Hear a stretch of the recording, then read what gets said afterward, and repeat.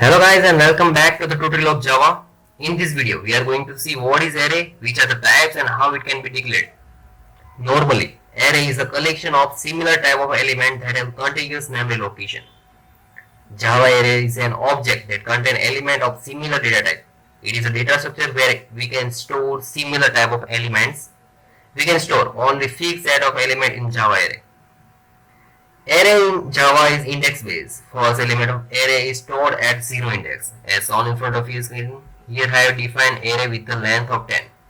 To access the first value, I have to access the array with the index 0. Likewise, to access the 10th value, I have to access this array with the index of 9. That's how we can use the array. Now the advantage. The first one is the code optimization. It makes the code optimized. We can retrieve or sort the data easily. And the second one is the random access. We can get any data located at any index position. The types of array.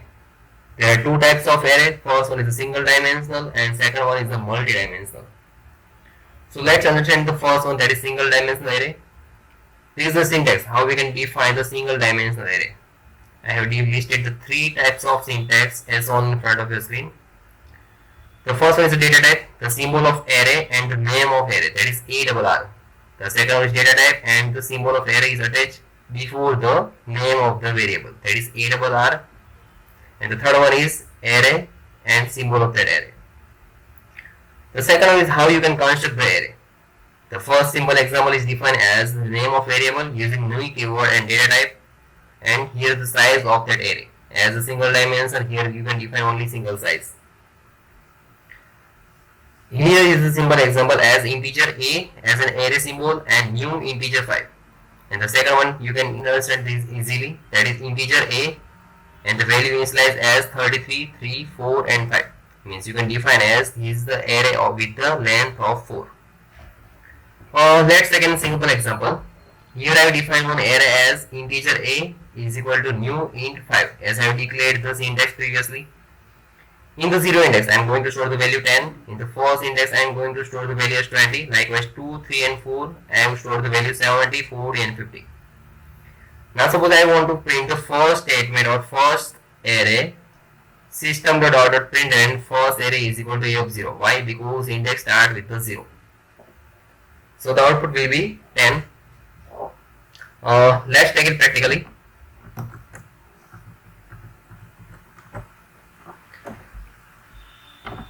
Now suppose first define the array as integer a is equal to new int. Here is the 5, it is the size. Now initialize the array or declare the array its value. Suppose first one is a 10, likewise. Second one is 20. Third one is 30.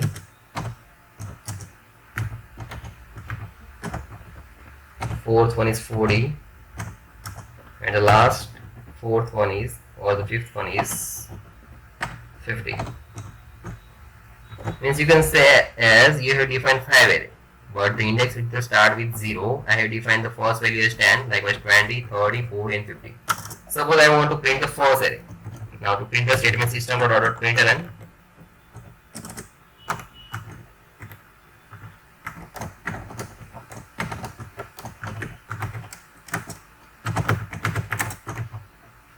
first element is, now in array first element is a of 0. Let's first compile this file and run this file. This is Java C test array with the name of Java, test array.java. And now to run this file. Okay, the first element is 10. Why? Because a of 0 is the first element, I have defined as the a of 0 is equal to 10. Now to print the all the statement, we can use the for loop. In the for loop, you can define from the first index, that is integer I is equal to 0 to till the length of the array. And to define the length, you can use predefined method of the array, that is length. And I plus plus. Now to print all the statement, you can use